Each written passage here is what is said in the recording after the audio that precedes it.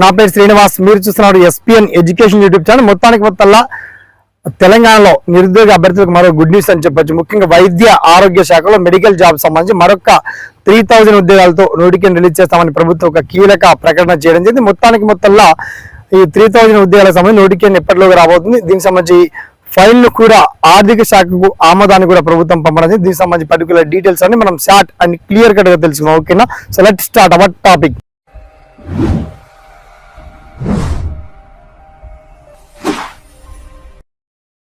So friends, మొత్తంలో 3000 ఉద్యోగాలకు సంబంధించి మెడికల్ కాలేజీల్లో ఇవి ముఖ్యంగా teaching and non teaching staff తో పాటు కొన్ని మెడికల్ జాబ్స్ కూడా ఉన్నాయి.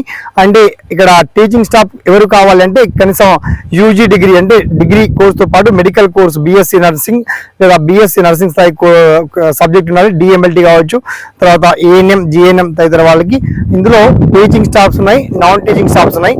అయితే ఈ నోటిఫికేషన్ రాగానే పూర్తి సమగ్రమైనటువంటి సమాచారంతో మీ ముందుకు వచ్చి ఆ డీటెయిల్స్ అన్ని ఎక్స్ప్లెయిన్ చేస్తాను.